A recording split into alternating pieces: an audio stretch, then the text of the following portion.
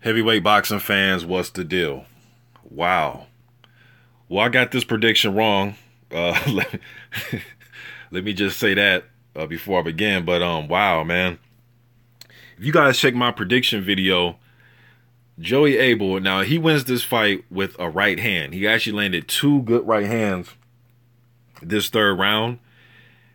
And that's the punch that I was saying I need to see more of. And in some of his fights, that's the punch that I didn't think he was throwing enough behind his big left hand. Sometimes he can get caught up where he'll just throw one big left hook, one straight right hand, one big left hook, and he never follows through with right hands or leads with his right hand enough.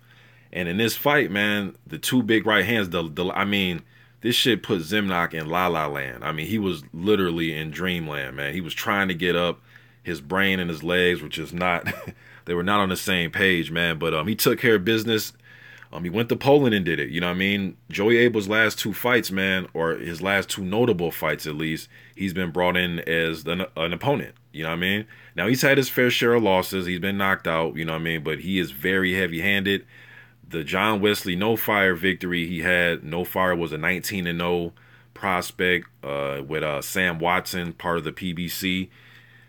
Abell got it done when he fought No Fire. I don't believe he had a fight after that. Maybe he did. But then he fought Zimnoch. He just fought Zimnoch in Poland. This fight took place last weekend. So wow, man. But yeah, like on my prediction video, it's Zimnoch did everything that I said he shouldn't do. And if you guys go to that prediction video, his trainer, I forgot the guy's name, but he actually came to the comment section, left a comment, and he was saying, yeah, you know, this is pretty much the game plan that we're going to use. And I was saying, stay off the ropes. Do not try to get into any type of where you're standing flat-footed trying to exchange with Joey Abell, man. Same way he did with Marcin Rakowski. I said if he tried to fight that type of fight with Abell, he will get knocked out. And it seems as if he was on the ropes before this knockout happened. He was on the ropes. Then he moved off the ropes and then went to the other side of the ring and got on those ropes. And then he got hit with a right hand. Then he backed up into the ropes, got hit with another right hand, and it was all she wrote. You know what I mean? So Joey Abell, man, where does he go from here? Where does he go from here, man?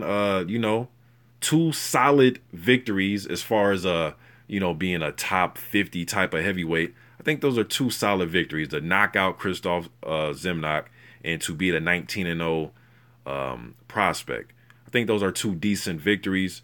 And I think before the knockout, before he beat No Fire, I believe Joey Abell lost to Oscar Rivas. He got knocked out against Oscar Rivas, who was an undefeated prospect also. But Abell, man, you know, probably get himself a Charles Martin, maybe an Amir Mansour, maybe a Adam Konowski.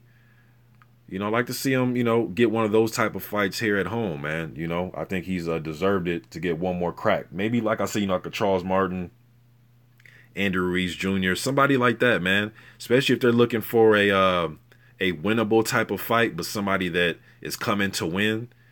You know, if you want to call it a stay busy but yet formidable guy, Joey Abell's your person.